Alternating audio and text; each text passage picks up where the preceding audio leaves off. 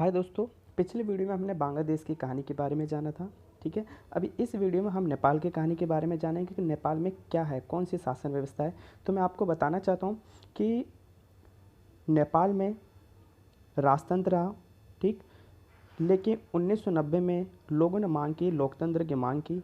और जब लोगों ने लोकतंत्र मांग की तो राजा ने उनकी बात को माना और वहाँ पे लोकतंत्र जैसी व्यवस्था की स्थापना की गई। एक चीज़ और देख लेते हैं, वहाँ पे एक माओवादी लोग, इनका बहुत बड़ा प्रभाव रहता है नेपाल पे। और ये हमेशा राजा से लड़ते रहते हैं, वहाँ के जो भूस्वामी हैं उनसे लड़ते रहते हैं। ठीक, इनके बीच युद्ध और संघर्ष होता रहता है। ठीक, अब ये क्षेत्र को लेकर लड़ाई होती रहती है, आप ये कह सकते हो। फिर क्या हुआ कि इसी बीच में कुछ 10 से 12 साल बाद अब जो वहाँ का राजा था, राजा ज्ञानेंद्र, उन्होंने दोबारा शक्ति अपने हाथ में लेने के लिए 2002 में वहाँ की संसद को भंग कर दिया। और जो वहाँ पे जो लोकतंत्र, जो भी थोड़ा मोड़ा या कुछ बचा हुआ था, वो लोकतंत्र समाप्त हो गया। जब लोकतंत्र समाप्त हो गया तो वहाँ पे फिर से राजतंत्र स्थापित हो गया। लेकिन कुछ साल बाद मतलब 2006 में व्यापक जन आंदोलन हुआ और लोगों ने लोकतंत्र की मांग की। और इस जन आंदोलन का जो नेतृत्व किया था वो 7 पार्टी अलायंस ने किया था, ये आपको पता होना चाहिए। और बहुत ज़बरदस्त से मांग किया और राजा को उस आंदोलन के सामने झुकना पड़ा। और फिर वहाँ पे राजतंत्र को समाप्त कर दिया गया। इस आंदोलन का परिणाम क्या हुआ कि वहाँ पे राजतंत्र को समाप्त कर दिया गया और वहाँ पे लोकतंत्र की स्थापना की गई। लेकिन यहाँ पे यह भी देखा जाता है कि वहाँ पे लोकतंत्र कमज़ोर है और लोकतंत्र को मजबूत करने के लिए आज भी वहाँ पे कार्य प्रगति पे है, मतलब बहुत प्रयास किए जाते हैं। ये भी उम्मीद की जाती है कि भारत नेपाल में लोकतंत्र को मजबूत करने के लिए जितनी भी कोशिश होती है, जितनी भी होती है भारत मदद करता रहता है। तो ये भी आपको पता होना चाहिए। अगली जो कहानी है वो श्रीलंका की। श्रीलंका में ना लड़ाई सैनिक शासन की है, ना लोकतंत्र की है, यहाँ पे जातीय संघर्ष की लड़ाई है। जातीय संघर्ष को शुरू करने से पहले मैं आपको छोटा सा पॉइंट बताना चाहता हूँ कि जो श्रीलंका है वो 1948 में आज़ाद हुआ और शुरू से ही वहाँ पर लोकतंत्र को स्थापित किया गया। दक्षिण एशिया में सबसे पहले उदारीकरण की नीति को अपनाने वाला ये देश था। ये पेपर में पूछ लिया जाता है। उदारीकरण का मतलब है कि अपनी अर्थव्यवस्था को पूरी तरह से खोल देना। विश्व के सारे देश आते हैं, कंपनियाँ आते हैं, यहाँ पे व्यापार करती है। तो सबसे पहले उदारीकरण की नीति अपनाने वाला श्रीलंका ही था। अब देखते हैं जातीय संघर्ष क्या है। तो देखो, और यहाँ पे एक चीज़ और, यहाँ पे जनसंख्या नियंत्रण के लिए सबसे पहले कार्य दक्षिण एशिया में श्रीलंका ने ही किया था। ये आप पढ़ लेना जरूर। तो देखो, श्रीलंका में दो जातियाँ जो बहुत है, मतलब इनकी संख्या ज़्यादा है। एक है सिंहली और एक है तमिल। वर्तमान में 2001 के अनुसार जब जनगणना की गई तो सिंहली की जो प्रतिशत है वो 82 मतलब 82 पाएगी, तमिल की 10% पाएगी। ये मैं उससे पहले की कहानी बता रहा हूँ। तो क्या हुआ कि जो सिंहली लोग हैं ये कह रहे हैं कि जो श्रीलंका है वो सिंहलियों का है। ठीक, और जो तमिल लोग हैं ये भारत से आए और ये भारत ही लौट जाए। ठीक, जबकि जो तमिल लोग हैं इन्होंने श्रीलंका के उत्तर और पूर्वी क्षेत्रों पर कब्जा कर रखा, मतलब नॉर्थ और इस क्षेत्रों पर कब्जा कर रखा है। ठीक, और तमिल की मांग को मनवाने के लिए तमिल ने एक संगठन बनाया है और उस संगठन का नाम है लिट्टे। लिट्टे मतलब इसे लिबरेशन टाइगर्स ऑफ तमिल इलम कहते हैं। इसकी स्थापना प्रभाकरण ने की थी। और ये क्या करते हैं, ये कहते हैं कि श्रीलंका से हमें अलग थोड़ा सा मतलब हमें अलग से एक देश दो, जो हमने उत्तर पूर्वी क्षेत्र पे कब्जा कर रखा है। ये अलग देश की मांग करते रहते हैं और हिंसा करते रहते हैं, जिसके कारण वहाँ पे हज़ारों लोगों की मौत हो चुकी है अभी तक। ठीक, तो ये व्यवस्था थी। अब क्या हुआ कि भारत ने ये शांति वहाँ पे स्थापित करने के लिए तो वहाँ और समझौता करवाने के लिए 1987 में जब राजीव गांधी देश के प्रधानमंत्री थे, 1987 में वहाँ पे अपनी भारतीय शांति सेना भेजी। लेकिन बिना लक्ष्य के ही वो 1989 में वापस आ गई।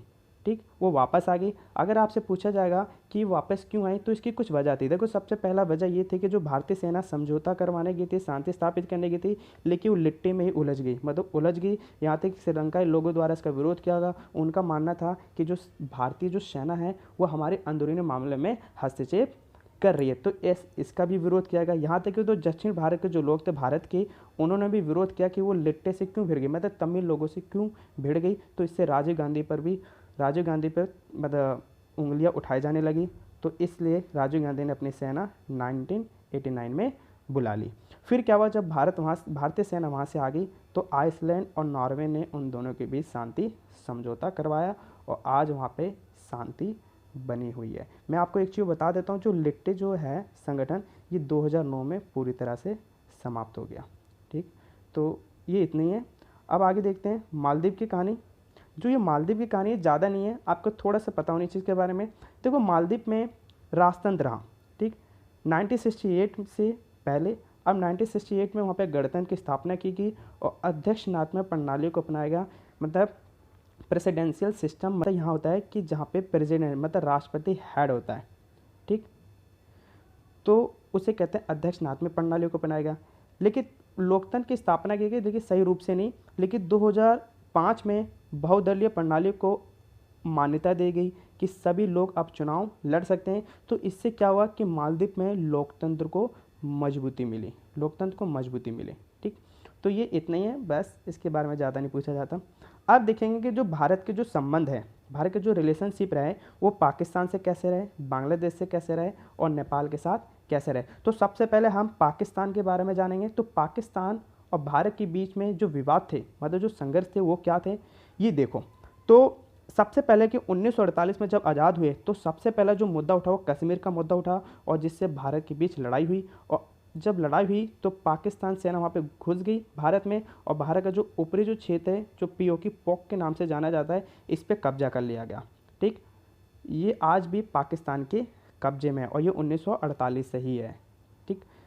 फिर इसके बाद 1965 में कश्मीर को लेकर फिर दोबारा लड़ाई हुई और इन्होंने सोचा कि 1965 में युद्ध करने का फ़ायदा ये होगा कि भारत की 1962 में चीन से लड़ाई हुई थी, भारत की आर्थिक स्थिति खराब हो गई थी। तो उस समय के जो अयूब खान ने थे, उन्होंने इसका फ़ायदा उठाने के लिए 1965 में जम्मू कश्मीर पर आक्रमण कर दिया और उन्होंने इसको कब्जा कर लिया। लेकिन मैं आपको एक चीज़ बता दूँ, इसमें पाकिस्तान सफल नहीं हो पाया, ठीक, पाकिस्तान इसमें सफल नहीं हो पाया। जब ये जम्मू कश्मीर में जो ये युद्ध हुआ था उसमें भारत जीत गया था और फिर शांति करवाने के लिए यूएनओ को आना पड़ा और यूएनओ ने दोनों देशों के बीच में एक समझौता करवाया जिसे ताशकंद समझौता कहा गया। और ये जो ताशकंद समझौता शास्त्री जी की बात करवाया गया और उस समय के पाकिस्तानी नेता अयूब खान के बीच में करवाया गया। फिर क्या हुआ कि बांग्लादेश संकट आ गया 1971 में।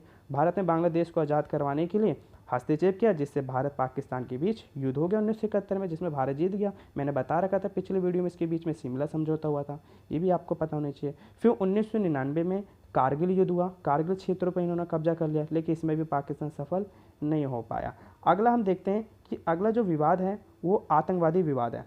आपको पता है कि हमेशा भारत में आतंकवादियों को बढ़ाने के लिए पाकिस्तान फंड देता रहता है। तो सबसे पहला है कि भारतीय जो संसद थी उस पर 2001 को आक्रमण करवाया गया था। मैं आपको बता दूं कि आतंकवादी 2001 में भारतीय संसद में घुस गए थे और AK-47 जो गोली थी उसे उन्होंने बौछार कर दी। लेकिन अच्छी बात ये थी कि कोई भी नेता घायल नहीं हुआ इसमें, ठीक।